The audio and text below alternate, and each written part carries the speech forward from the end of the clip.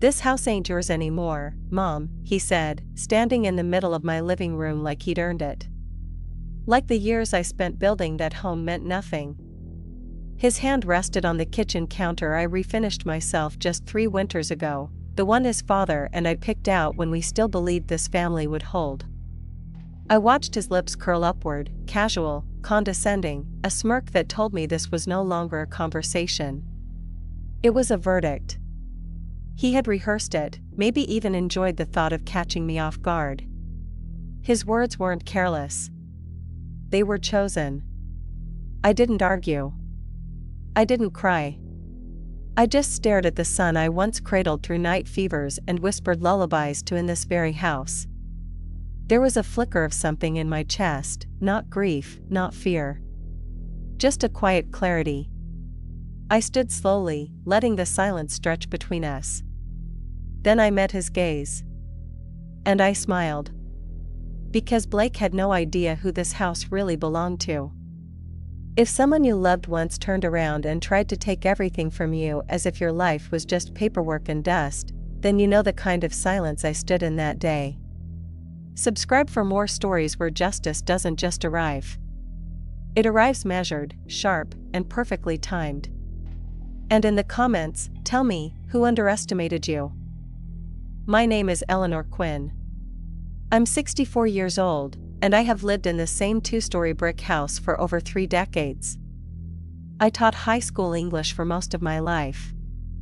I spent my days grading essays and my nights reading beside the man I loved. Martin was a steady presence. Never loud, never cruel. Just the kind of man who showed love by remembering the little things. We raised our only child, Blake, in that house. He used to run barefoot through the hallways, trailing crayons and questions. I remember the way he clung to my sleeve before his first day of school. Back then, he trusted me with everything. Back then, he saw me.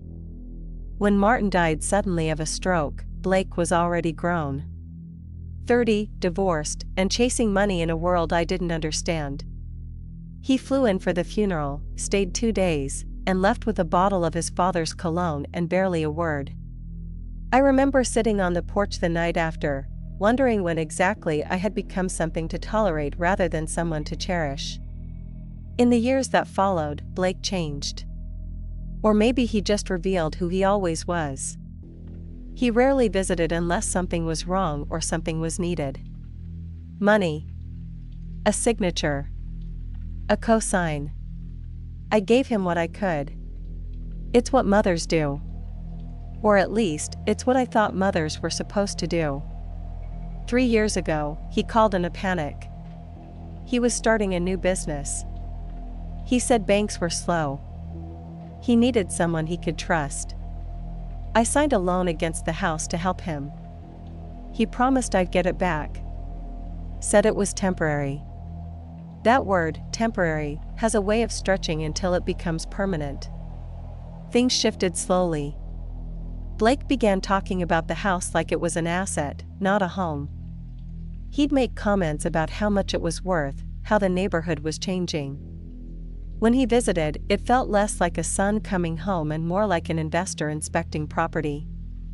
Then, last year, he sold his condo and asked to stay with me for a few months. I said yes. Of course I said yes. He was my son. But once he moved in, he never really stopped moving things. Furniture. Locks. Control.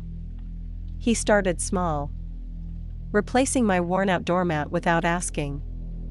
Suggesting I didn't need to manage the bills anymore. He called it help. At first, I believed him. I wanted to believe him. But it grew. Subtly. He brought in a new security system, installed cameras, handed me a new set of keys, but not all the keys. He said it was safer that way. One day I came home from the market and couldn't open the back door. He acted surprised. Said the system glitched. But the look in his eyes didn't match the apology in his mouth. He began speaking to me differently. Softer but with less warmth. like I was someone he had to manage. He'd sigh when I repeated myself, correct my memory about things I hadn't forgotten. He once joked to a friend on the phone that I was getting too forgetful to live alone much longer. He said it loud enough for me to hear. Then came the paperwork. Thin envelopes with tabs already marked. He said it was just legal housekeeping. Estate things. Wills. Power of attorney. I asked questions.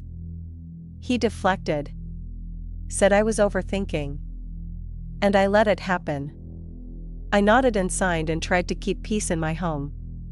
Because that's what I'd done all my life. I kept peace. I held space. I stayed quiet. But it didn't feel like my home anymore. It felt like a place where I was tolerated. Like I was becoming the guest in a life I had built with my own hands. The moment that broke something in me wasn't loud. It wasn't even cruel. It was the quiet way he told a neighbor, during a barbecue in our backyard, "Yeah, this old place is basically mine now." The way he said it. Like I was a formality. Like I had already left. That was the moment I stopped excusing it. That was the moment I started remembering who I was. Blake's presence in the house began to change the air itself. Every room felt smaller. Every silence lasted longer. He no longer asked before making changes. He replaced the curtains in the living room with thick gray panels. Said they looked more modern. He didn't notice how they blocked the morning light I used to wake up early to enjoy. Or maybe he did. Maybe that was the point. He started screening my calls. Claimed it was for my protection. Said I got too many spam numbers. One afternoon, I tried calling my old friend Martha and found the landline disconnected. Blake shrugged and said, "You never use it anyway." I stood there with the receiver in my hand, remembering all the years I stayed up talking to Martin on that very line when he worked late. When I told Blake I didn't like how things were changing, he laughed. Not mean, exactly. But the kind of laugh that lets you know your opinion no longer matters. He called it progress. He told me I should be grateful to have someone looking after me. He used words like transition, next chapter, aging in place. Words that felt more like goodbyes than plans. He started controlling the bills. I hadn't asked him to. But he insisted it was easier this way. One day, I realized I hadn't seen a single utility notice in over a month. I asked where they were. He waved it off. Said it was all digital now. You wouldn't keep up with it anyway, he added, half under his breath. Then came the talk of retirement homes. Subtle at first. Wouldn't it be nice to have company your age? I saw a place with a garden. You could have your own little space. He always smiled when he said it. That same practiced calm he used when he wanted me to agree without realizing I was agreeing. The suggestion turned into pressure. He left brochures on the kitchen table. He arranged a tour without asking me. Told me to keep Thursday free. Said we'd go together. No discussion. Just the plan. And I still hadn't said no. Not out loud. Not yet. Then came the final insult. My friend Linda, who had been staying with me after a surgery, received an eviction notice taped to her bedroom door. It had Blake's name on it. He hadn't spoken to me about it. Hadn't mentioned it once. When I confronted him, he said, "She's not on the deed. Neither are you anymore." That was when the silence in the house cracked. That night, I sat in the den with the fireplace lit and the trust file on my lap. I pulled it out from the bottom drawer of the old filing cabinet Martin and I had shared since we moved in. My fingers shook as I flipped through the pages, but my mind was clear. I found the original deed, the trust transfer Martin arranged, the signatures, the notarized stamps. I read every word until the fire dimmed into orange embers. Blake had no idea what he had missed. He thought my silence was surrender. But it wasn't. It was memory. It was planning. That night, for the first time in a long time, I locked my bedroom door. Not out of fear. Out of decision. I wasn't going to leave. I wasn't going to fight for my place. I was going to remind him whose name was built into the bones of this home. And I was going to do it my way. Quietly. Precisely. On my terms. That was the night Eleanor Quinn stopped waiting for permission. The next morning, I didn't make breakfast. I let Blake eat his protein bar alone in the kitchen he thought belonged to him. I walked past him without a word and stepped into the study, locking the door behind me. I sat at the desk where Martin used to balance our accounts and began laying out every document I had. The original deed. The trust agreement. The loan transfer I had signed when Blake needed capital. I didn't rush. I read each line twice, my hands calm, my chest steady. I called Mr. Langley that afternoon. He was Martin's estate lawyer, long retired, but still sharp and meticulous. I asked if he had a moment to go over something. He said he'd be happy to. When I showed him what I found, there was a long pause on the line. Then he spoke slowly. Eleanor. Blake was never the legal owner. Martin transferred this home into an irrevocable trust before he passed. You are the sole trustee. That home is still yours. I stared out the window, letting those words settle. I wasn't imagining things. I wasn't fading. I was still the one holding the foundation. Langley gave me the number of a trust litigation attorney named Dana Rhodes. She was younger, fierce in her tone, and unafraid of complexity. I told her I needed this done quietly. I didn't want confrontation. I just wanted the facts on my side to move in silence. Dana had me open a new bank account, separate from anything Blake could access. She walked me through revoking his power of attorney, which I had unknowingly signed during one of those estate planning sessions he'd pushed. We filed the necessary documents. Quietly. Meanwhile, I began to document everything. I bought a small camera of my own and placed it discreetly in the kitchen. I saved texts, recorded calls, collected printed messages. I kept a handwritten journal detailing every dismissive comment, every overreach, every subtle push to erase me from my life. I started to shift how I moved in the house. I answered less. I nodded more. I let Blake believe I was slipping into compliance. That I was yielding to his plan. But each night, behind the closed door of the study, I was mapping every step. This wasn't about revenge. Not exactly. It was about dignity. And it was about reminding a son who I really was. Not the fragile woman he thought he had conquered, but the woman who had built a life without shortcuts. And now, I was building my way back. Brick by brick. And I would make sure he felt every one.